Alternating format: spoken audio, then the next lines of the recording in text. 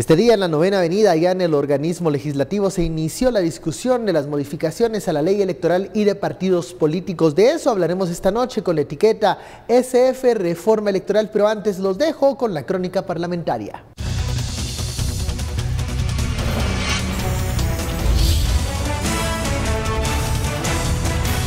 La aprobación de la segunda generación de reformas a la ley electoral y de partidos políticos empezó en el Congreso. De los 4 artículos que conocieron, solo uno aprobaron, y es el que define que las agrupaciones políticas podrán tener acceso a las actas de las juntas receptoras de votos al mismo tiempo que el TSE. Lo que llamó la atención en la plenaria fueron los mensajes de los diputados en los que desafiaban el dictamen de la Corte de Constitucionalidad, que no avaló todos los cambios propuestos. No implica contrariar a la Corte, sino que reconocer la atribución de la Corte en materia constitucional, pero no en materia política. Yo quisiera leerles. Si nosotros aceptamos que nos impongan criterios no constitucionales, estamos entregando lo que el pueblo nos dio a nosotros, que es la parte de su soberanía para que tomemos decisiones. No acepto el dictamen de la Corte, además, o sea, es un dictamen, nada más es un criterio jurídico de ellos, pero no está apegado a derecho, por tanto, a mí no me obliga. Entiendo yo, después de lo que leímos, que solo 2 artículos declaró inconstitucional la Corte de Constitucionalidad, que es el de los subdistritos y el tema de la reelección. En lo demás son simples recomendaciones que se pueden o no evaluar y analizar. La Corte no tenía ningún derecho a decir no a esto. Y por eso, señores diputados, hay que poner un límite.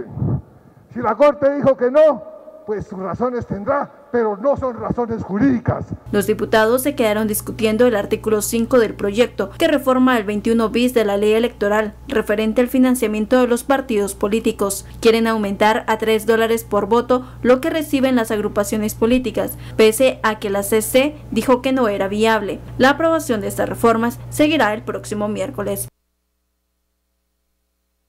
Bienvenidos a Sin Filtro, la etiqueta de la noche, SF Reforma Electoral. Usted ya escuchaba los argumentos y los discursos de los diputados allá en la 9ª Avenida, en el hemiciclo. Hay muchos reclamos hacia la Corte de Constitucionalidad, incluso algunos no aceptan lo que les ha devuelto la Corte luego de llevar a consulta estos artículos de la enmienda, modificaciones a la ley electoral y de partidos políticos. De eso hablaremos esta noche. Damos la bienvenida a nuestros analistas. Nos acompaña Goyo Saavedra y Osvaldo Samayoa. Muy buenas noches. Comencemos a analizar las palabras, los mensajes. No se avanzó mucho en esta aprobación, apenas 4 artículos conocieron, de los cuales solo uno fue aprobado, pero ya escuchó usted las palabras de los diputados. Comencemos con Goyo. Goyo, ¿qué mensaje están dando los diputados luego de recibir esta reforma electoral que fue a consultas a los magistrados de la CC? Bueno, más allá de la materia en sí que se está discutiendo, que no es poca cosa, es una reforma a la ley electoral de partidos políticos, una ley en materia constitucional.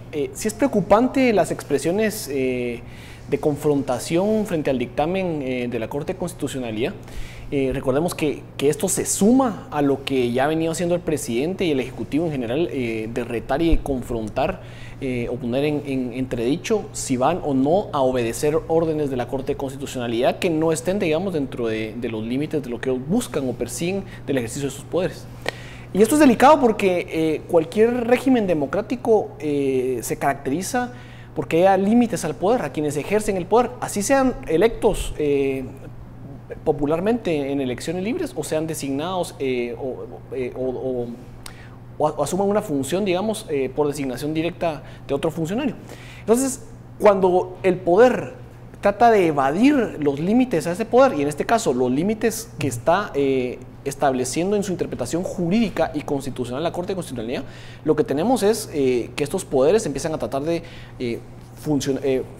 digamos, vincularse en términos de fuerza y retar esa institucionalidad. Eso es peligroso, eso no es positivo y de hecho es parte de lo que tiene a Honduras y a Nicaragua en las condiciones de conflictividad y de violencia en las que se encuentran en este momento. Entonces eso no es una nota positiva del día, el que el Congreso y los diputados se sumen a esas voces que critican o cuestionan decisiones, en este caso un dictamen de la Corte de Constitucionalidad. ¿Qué esconden estas palabras, estos discursos que hoy escuchamos en el Congreso de la República? Ya lo mencionaba Goyo, aparte es los artículos que se están aprobando, que no son poca cosa, que también son importantes, pero esta forma de recibir este dictamen de la CC, que en otras ocasiones, no es la primera vez que envían un dictamen a la Corte de Constitucionalidad, cuando regresaba no despertaba estas pasiones. Sí, bueno, hay que recordar que toda reforma a una ley considerada de carácter constitucional, como la ley electoral y de partidos políticos, requiere una opinión de la Corte de Constitucionalidad para cuidar precisamente aquellos principios, el espíritu constitucional de la Asamblea cuando fue creada esta legislación, y ese es el caso de la ley electoral y de partidos políticos.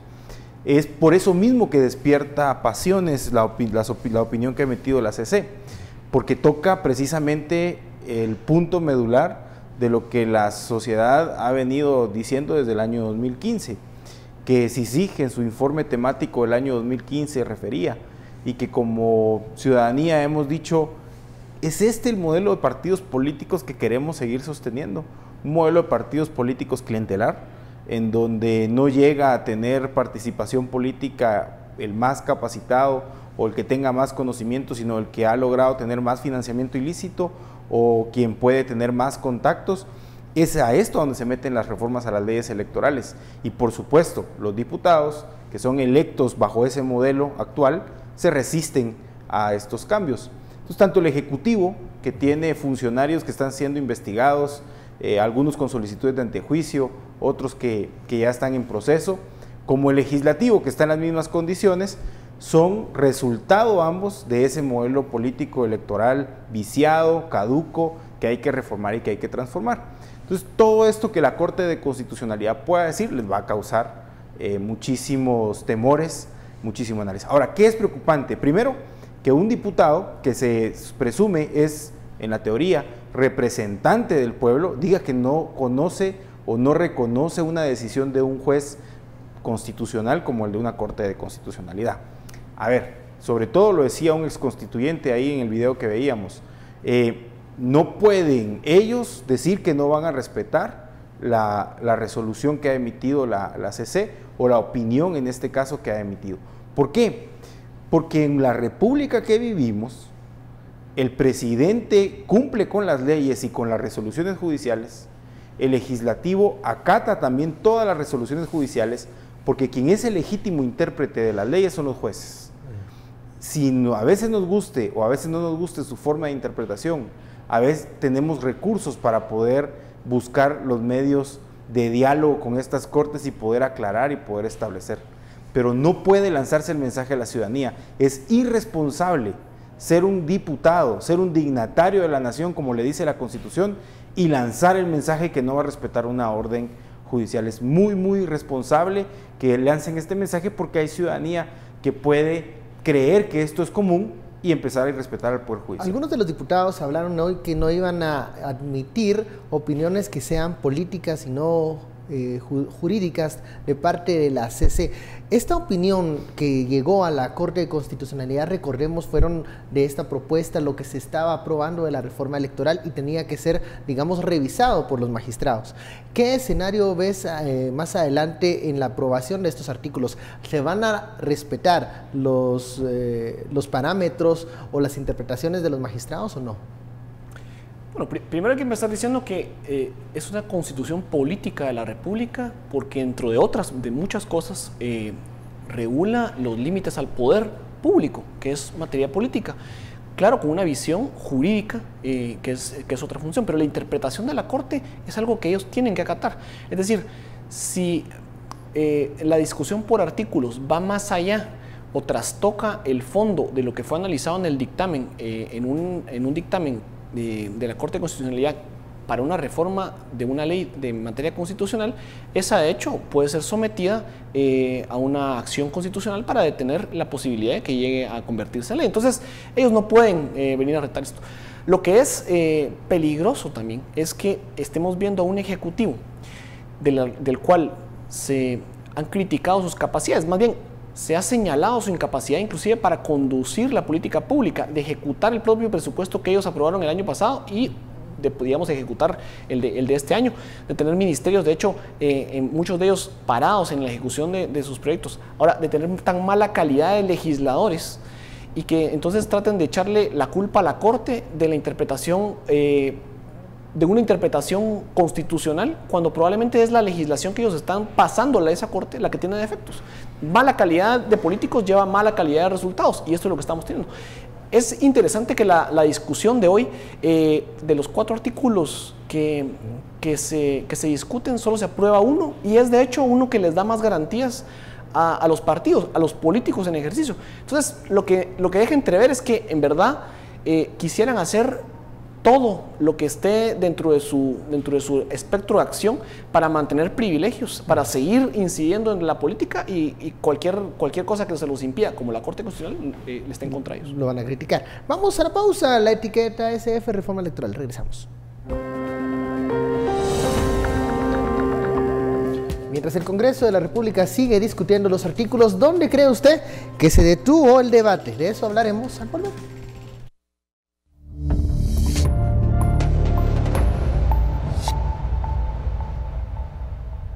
Regresamos a Sin Filtro y estamos hablando de lo que ocurrió en el Congreso de la República. Pocos artículos, una actitud de los diputados que usted ya vio en la nota de introducción, pero de los artículos que se debatieron, que se aprobaron y los que no pasaron, ¿qué podemos decir? ¿Qué nos queda? Hay uno, como mencionaba Goyo, que se aprobó, que es el de tener inmediatamente las actas de las juntas receptoras de votos, los partidos políticos al mismo tiempo, pero hay otros artículos, por ejemplo, el de los derechos de los afiliados, que no logró tener los votos.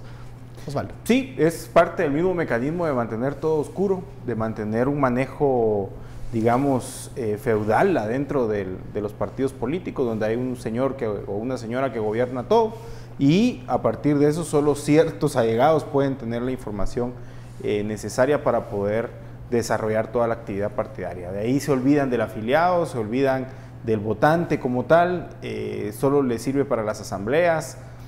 Hay que advertir, ya se ha dicho en muchos lugares, que a veces las asambleas incluso las falsifican, dicen que llegó tanta gente y no llegó.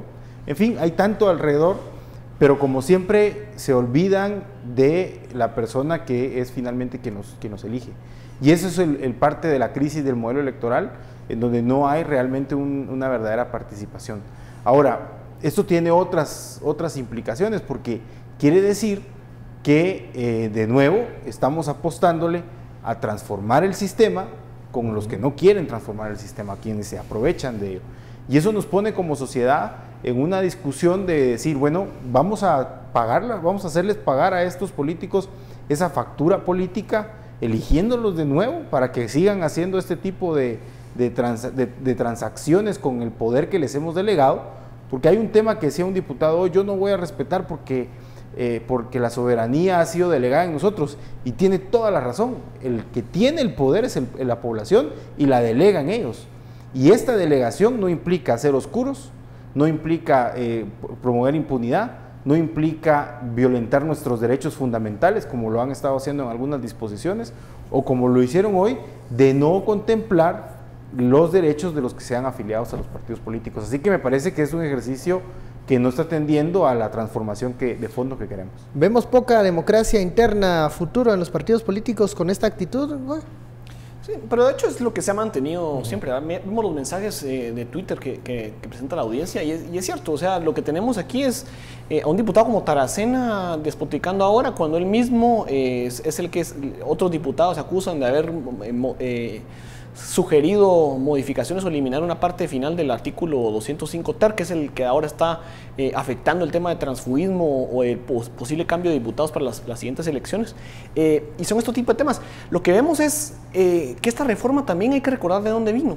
Las reuniones que hicieron los representantes de bancadas para estas discusiones fueron grabadas en un audio por un medio de comunicación que después las publicó, y en donde ellos se expresaban digamos, sin tapujos, de que lo que querían era blindar el sistema, era tratar de enmendar algunos errores que pudieron habérseles pasado en la reforma que hicieron de 2016, Y parte de ello son sus prioridades. Sus prioridades son mejorar su rédito político en los controles que ya tienen dentro de esto. El tema de financiamiento, cuánto el Estado les tiene que pagar por participar en una contienda en elecciones presidenciales a los partidos. El control del secretario general, las funciones de algunos de estos órganos.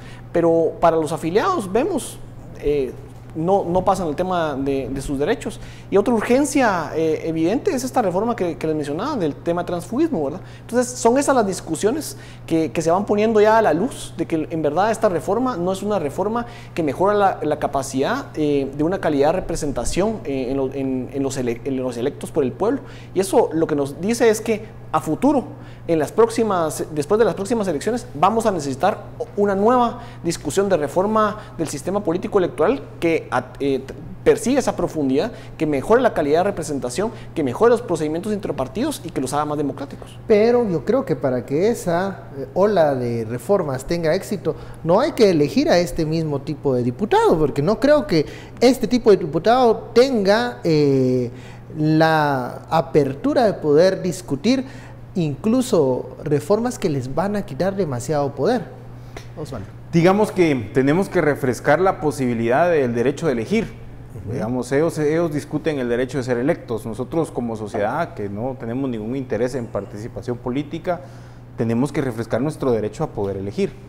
Y ese derecho a poder elegir implica reglas más claras en los procesos electorales, actores distintos y no que hacen negocios con el Estado o se aprovechan de los vacíos de ley o interpretan la ley a su favor. Incluso dicen que desconocen opiniones o resoluciones judiciales. Pero hay que tener el cuidado de que también no se nos ponga a personas que aparentan ser nuevas, pero que son viejas participantes del modelo y la estructura política.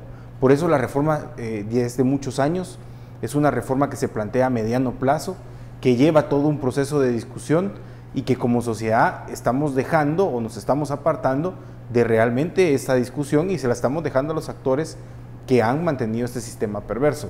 Me parece que es una encrucijada en la que nos encontramos entre fundamentar bien nuestros derechos para poder desarrollarnos como un país democrático, con institucionalidad fuerte, o mantenernos en el mismo sistema de empobrecimiento con el cual hemos venido desarrollándonos en los últimos años y donde pues lamentablemente estamos en el ranking o en el top 5 de todos los indicadores malos de desarrollo humano que podamos encontrar y se debe en gran parte a este tema de la política. Ahora, lo segundo es que también tenemos que fortalecer a los poderes judiciales. Es cierto, tampoco son puros, tampoco en su origen no quiere decir que carezcan de vicios, tienen muchísimos vicios, pero es el Poder Judicial, en respeto a la institucionalidad, quien le da ese balance y ese equilibrio a lo que actualmente estamos viendo, y creo que por esa vía va. Yo le agrego un tema extra, es el tema de reforma al financiamiento electoral ilícito. Así es. No tanto como está en la ley electoral o la propuesta, porque yo creo que los partidos políticos se deberían financiar netamente con financiamiento público y no privado, pero eso sería otra discusión. Esa es otra discusión, sí. Otro debate. Ahora, el tema que los mismos diputados, miembros de la Comisión Pesquisidora, hoy, por el tema de financiamiento electoral ilícito posible, donde quizá participó quien es hoy presidente de la República, digan que reformando el artículo 407 en el Código Penal es la solución, es una perversión, es un insulto a la inteligencia de esta población, querer reformar un tipo penal para todos ellos poder salir beneficiados de eso. Un chapuz. Es un chapuz que solo y únicamente les va a beneficiar a ellos, porque ese discurso de selectividad que quieren dar, pues es evidente, es selectivo, porque los únicos que pueden cometer esos delitos son quienes están en partidos políticos, no cualquier ciudadano, así que los perseguirá a ellos y a nadie más, ¿verdad? Y reformarlo ahorita, justo en esta discusión, tiene dedicatoria. Tiene dedicatoria, es parte del pacto de corruptos y nos está insultando. Vamos a la pausa, la etiqueta SF Reforma Electoral. Volvemos luego del corte. Mientras en el Congreso, ¿qué pasa en tribunales? Parece que la sentencia de Agua Mágica está pronto de ser publicada.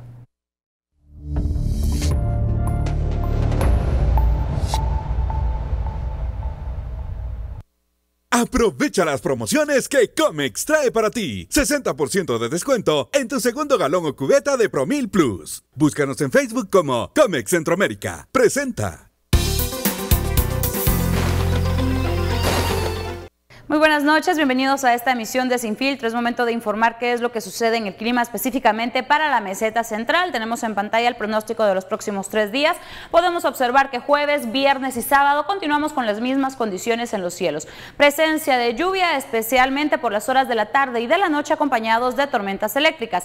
En las temperaturas tenemos 26 grados centígrados como máxima alrededor del mediodía, en donde tenemos un ambiente bastante cálido y húmedo para que usted lo pueda tomar en consideración. Información también referente al sol, continuamos apreciando los primeros rayos de la mañana a las 5:33. Le recordamos que debido a las condiciones climáticas tenemos algunos días presencia de bancos de nieblas para que usted lo pueda tomar en consideración y tome las precauciones debidas. Y se oculta el sol a las 18:32. De esta manera nosotros concluimos la información referente al clima. Feliz noche. Llévate el galón de Real Flex Humedad Extrema a tan solo 240 quetzales. Visítanos en tu sucursal de preferencia. Búscanos en Facebook como Comex Centroamérica. Presentó.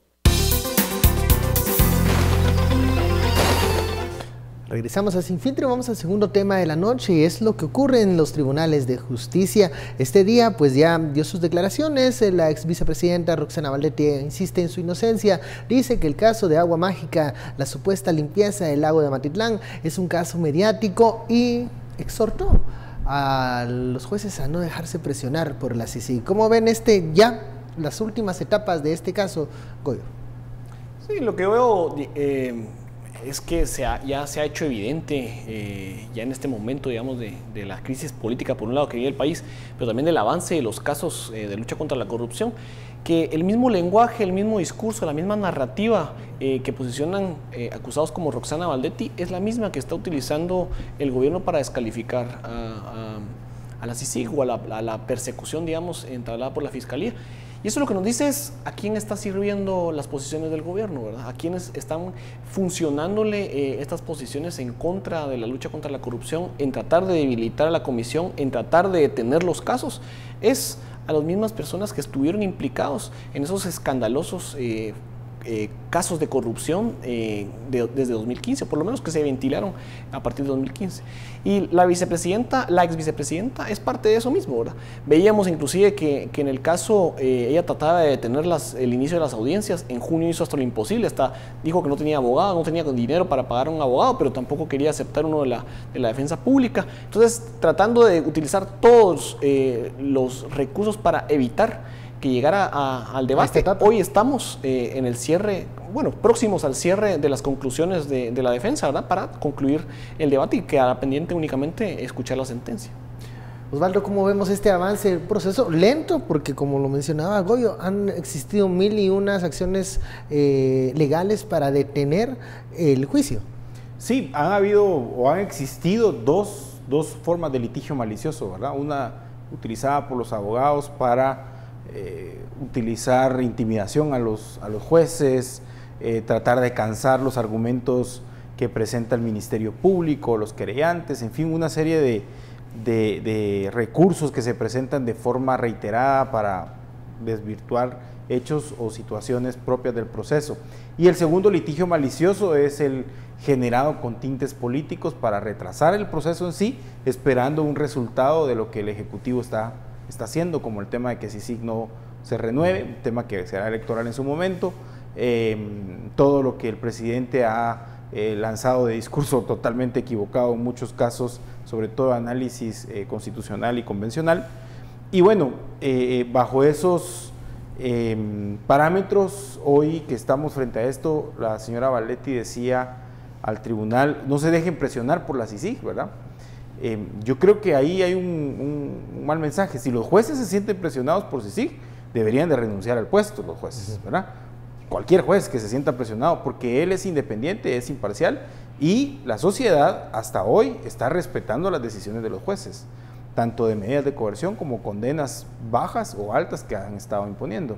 Se está respetando esto, y eso le lanza un mensaje a este tribunal de que debe decidir libremente, basado en la evidencia y las pruebas que fueron diligenciadas en ese debate.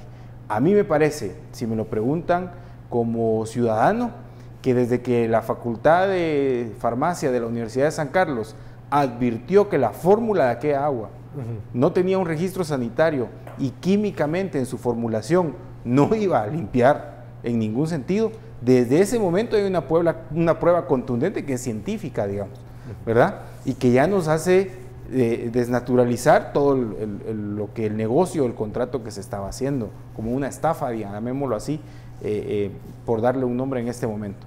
Y todo eso derivó en contratos donde no se hicieron todo este tipo de análisis, donde se utilizó dinero del Estado. Entonces, si lo vemos desde ese punto de vista, no parece no haber duda de que deben de ser condenados. Pero lo que cuenta, y como sociedad tenemos que respetar, son esas evidencias que fueron aceptadas en el proceso y que se diligenciaron ante el tribunal. Ahora, en cuanto a las evidencias, el equipo legal de defensa de la ex vicepresidenta siempre ha remarcado algo. No hay un documento en donde ella ordenase algo, en donde ella estuviese explícitamente dando órdenes en AMSA, en el proceso de limpieza del lago. O sea, se le olvida a la ex vicepresidenta aquellas conferencias que ella daba impulsando el uso del producto, pero quiere algo documental para que sea eso como una evidencia fuerte que decida si es culpable o no. ¿Cómo ves esta estrategia del equipo legal? Sí, lo que hay que recordar es que todas estas expresiones se tratan de posicionar para remarcar el que hay poca confianza o contundencia en la investigación que se ha presentado. Pero primero, esa es función de la Fiscalía y del Tribunal de demostrar. Segundo, el poder político del presidente y de la vicepresidenta que ejercían en el Patriota no era lo típico, ¿verdad? Y lo vemos en que prácticamente conducían la estructura criminal más poderosa dentro del poder político, ¿verdad? O sea, presidente y vicepresidenta implicados en casos de la corrupción, los casos de la línea son evidencia de eso mismo, y hay que recordar la verbalidad que en los momentos en donde se sentía impune, donde creía tener controlado el sistema, ella misma ofrecía esas conferencias, ella misma ninguneaba las cuestiones, ella misma estuvo en lanchas con medios de comunicación acompañadas diciendo que había sí una receta mágica para solucionar los problemas del lago. Ella misma supervisaba e inspeccionaba las cuestiones de AMSA, y además está implicado también su hermano.